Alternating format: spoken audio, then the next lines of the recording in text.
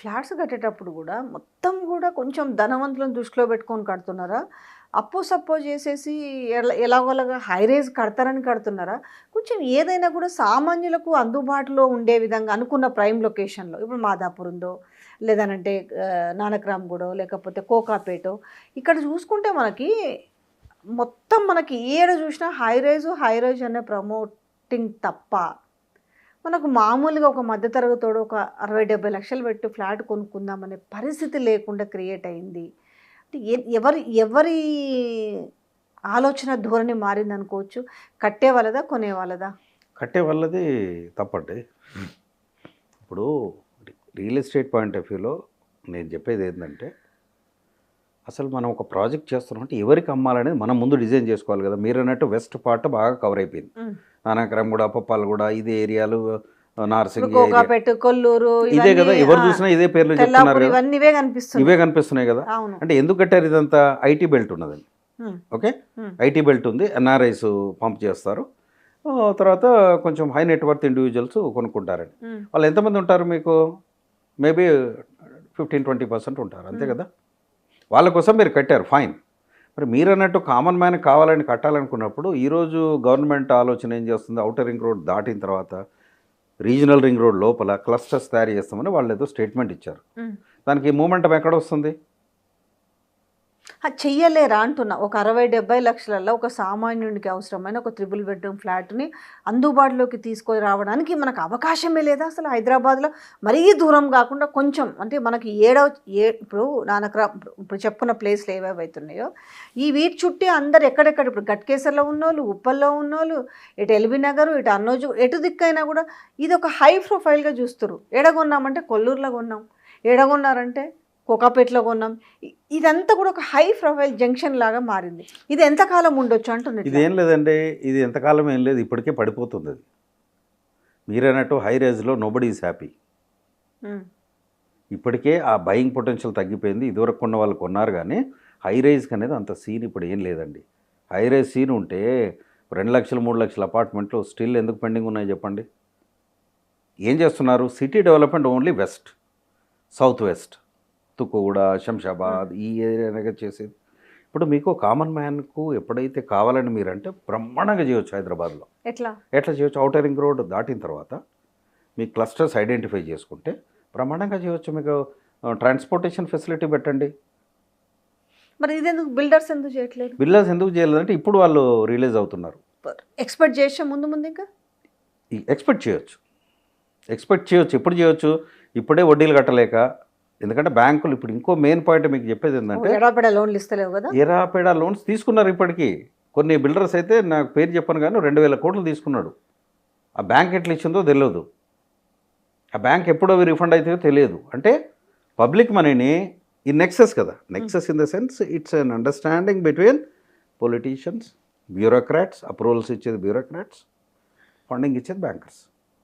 ఈ ముగ్గురు కలిసి చేస్తున్నప్పుడు పబ్లిక్ మనీ కదా లాస్ అయ్యేది. సరే, ఓకే, ఇది బిల్డర్స్ వరకు తీసుకొస్తే ఇప్పుడు సామాన్యులు అయితే లోన్ ఇంతకుముందు ఏంది శాలరీ బేస్ మీద లోన్ ఇచ్చి అక్కడ ఫ్లాట్ ఉందనంటే సరే అన్ని కరెక్ట్గా ఉన్నాయా చూసుకొని కొన్ని అయితే ఎమర్జ్ అయినాయి వాళ్ళతోటి.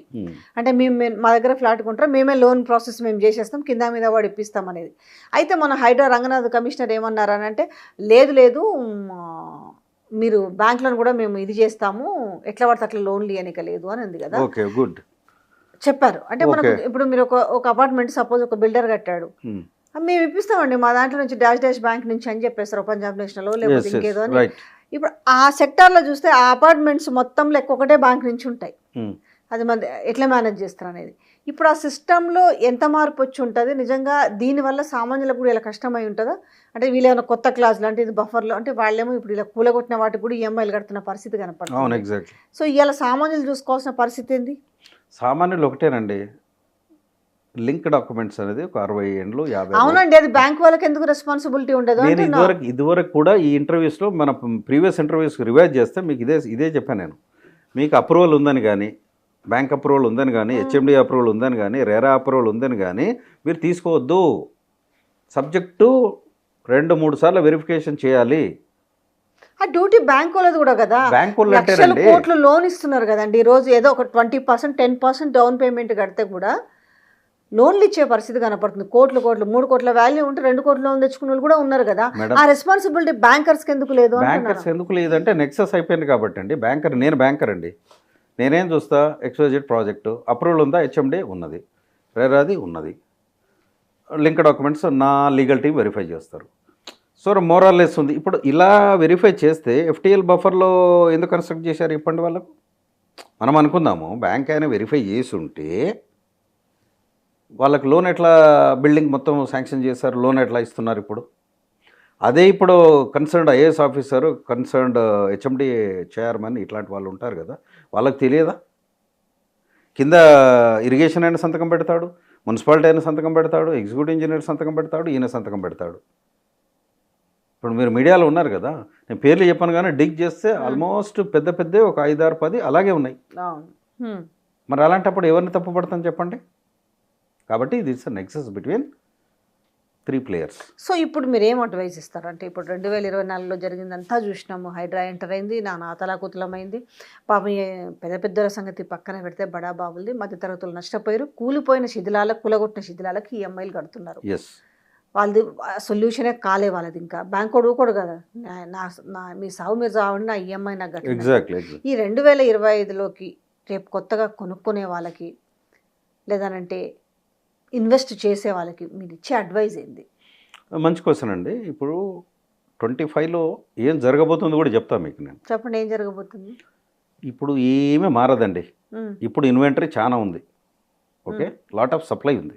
ఇది అమ్ముకోవాలంటే నాకు తెలిసి ఇంకా 5 ఏళ్ళు పడుతుంది. ఓహో, ఇప్పుడు ఉన్నదంతా, ఇప్పుడు ఉన్నది లిక్విడేట్ చేయాలంటే నేను అమ్ముకోవాలంటే 5 ఏళ్ళు పడుతుంది మినిమం, డేటా కనుక తీస్తే as per registrations. Government revenue కూడా తగ్గిపోయింది. ఓకే, నేననేది ఏంటంటే ఉన్నదానికి మీరు ఏం చేయండి, బిల్డర్సు ఒక పాలసీ మ్యాటర్ మీరే తయారు చేసుకోండి, గవర్నమెంట్తో అవసరం లేదు. ఉన్న దాంట్లో మనం అమ్ముకోవాలి, 2,000 రూపాయలు స్క్వేర్ ఫీట్కి ప్రాఫిట్ వచ్చేది 300 పెట్టుకోండి, తగ్గియండి, మీరు ఎలాగోలా బయటపడండి. నెంబర్ 2 ఏంటంటే మీరు ఒక గైడ్లైన్స్ ఫామ్ చేసుకొని ఏం చేయాలి, రేపు మనము వేరే ప్రోడక్ట్ లాంచ్ చేయాలి, తక్కువలో లాంచ్ చేయాలి, అఫోర్డబుల్ వాళ్ళకి లాంచ్ చేయాలన్నప్పుడు మీరు వేరే ఏరియా చూసుకోండి. ఇప్పుడు నీకు వరంగల్ హైవే లేదా, ఔటర్ రింగ్ రోడ్ చుట్టూ ఎంత ఉందండి ల్యాండ్, అక్కడికి వెళ్ళి మీరు ఇన్ఫ్రాస్ట్రక్చర్ డెవలప్ చేసుకొని అక్కడ మీరు కన్స్ట్రక్షన్ స్టార్ట్ చేయండి. అంటే అక్కడ IT కంపెనీస్ పెద్దగా లేవు కదా, IT అక్కడికి వచ్చేస్తే అది కూడా దీంతో పాటుకి ఇది డెవలప్ అవుతుంది. ఒకటండి, ఐటీ అని పట్టుకొనే ఇప్పుడు మొత్తము అయిపోయింది. ఇప్పుడు ఏదైనా ఒకదాన్ని పట్టుకొని IT మీద బిజినెస్ చేస్తే ఇట్లే ఉంటుందండి. IT సెక్టర్ ఎంతమంది ఉన్నారు, కామన్ జనాలు ఎంతమంది ఉన్నారు, మన డిస్ట్రిక్ట్ నుంచి ఎంతమంది ఉన్నారు? ఇంట్లో నుంచి ఒక్కరన్నా కూడా ఉద్యోగాలు, ఇప్పుడు చదువుకొని ఉద్యోగాలు చేస్తారు కాబట్టి ITకి వస్తున్నారు కాబట్టి సరే ఒక గచ్చిబౌలిలోనో లేకపోతే ఇట్లనో ఇవన్నీ ఫిల్ అయిపోయినాయి. మేము ఒకప్పుడు అంటే మణికొండ, గచ్చిబౌలి, బంజాయిల్స్, జూబ్లీహిల్స్ ఇవన్నీ ఫిల్ అయిపోయినాయి. ఇప్పుడు అంతే, కాజా కూడా అయిపోయింది, కోకాపేట కూడా ఫిల్ అయిపోయింది. అంతే ఇప్పుడు తెల్లాపూరు, కొల్లూరు, ఇంకా అటు ఇప్పుడు శ్రీశైలం హైవే, తుక్కు కూడా అటు పాకిపోతుంది అన్నట్టు. ఇటు మాత్రం మీరు అన్నట్టుగా వరంగల్ హైవే సైడ్ కానీ లేదనంటే ఇప్పుడు షామీర్పేట సైడ్ ఉంది, వరంగల్ హైవే ఉంది, నాగ్పూర్ హైవే ఉంది, బాంబే హైవే ఉంది. సో ఇవన్నీ కూడా అంతగా కాదు లేదనే చెప్పాలి. ఒకటండి, క్రియేట్ చేయాలి, ఇంట్రెస్ట్ క్రియేట్ చేయాలి. ఇప్పుడు నేను ఉన్నానండి, సాఫ్ట్వేర్ జాబ్ చేస్తున్నా, ఎంత ఇస్తుందండి జీతాలు? 30,000 రూపీస్ పర్ మంత్, అంతే. వాళ్ళు ఇచ్చేది ఎక్కువ ఇవ్వరు కదా. లే ఆఫ్స్ చాలా జరుగుతున్నాయి. ఇప్పుడు ఆర్టిఫిషియల్ ఇంటెలిజెన్స్ వచ్చింది, ఆర్టిఫిషియల్ ఇంటెలిజెన్స్ రావడం ఇంకా చాలా పోతాయి. మీరు ఒక IT సెక్టర్ను దృష్టిలో పెట్టుకొని బిల్డింగ్లు కడతానంటే ఇలాగే ఉంటుంది పరిస్థితి. కాబట్టి మీరు ఏం చేయాలంటే కామన్ మ్యాన్ దృష్టిలో పెట్టుకొని ఏరియాస్ ఐడెంటిఫై చేసి, సార్ మేము ఇట్లా చేస్తామండి బెనిఫిట్స్ కోసం మాకు వెళ్ళండి అని గవర్నమెంట్ దగ్గరికి వెళ్తే వాళ్ళు కూడా అప్రిషియేట్ చేస్తారు. హైడ్రా వచ్చింది, ఎఫెక్ట్ అయింది, హైడ్రా ప్లస్ అండ్ మైనస్ ఉన్నాయి. అరే భయం క్రియేట్ అయింది, అరే ఇది పోతే ఏముంటుంది, ఇది పోతే ఏముంటుంది, భయం ఉంది. That's a good sign. రెండో పాయింట్, లాట్ ఆఫ్ సప్లై పెట్టుకొని అన్నెసెసరీ హైప్ క్రియేట్ చేసుకొని కావాల్సిన దానికంటే ఎక్కువ కన్స్ట్రక్ట్ చేసి అలా unethical practices, pre launches, soft launches అని పోయి ఎన్ని కంపెనీలు అండి, 5 నుంచి 10 కంపెనీలు 200-300 కోట్లు తీసుకొని పోయినాయి, మనం చూసాం కదా. దీనికి ఏం చేయాలంటే మీరు బిల్డర్స్ అసోసియేషన్ వాళ్ళు ఒక ఫ్రేమ్ పెట్టుకొని మీరు పబ్లిసిటీ చేయండి, అవేర్నెస్ ప్రోగ్రామ్స్ క్రియేట్ చేయండి. ఏదో ప్రాపర్టీ షో పెడతాము హైటెక్స్లో అందరు రండి అంటే there is no point. Wikirial.in అనేటువంటి కంపెనీ ఇవన్నీ అడ్వైజ్ చేస్తుందండి.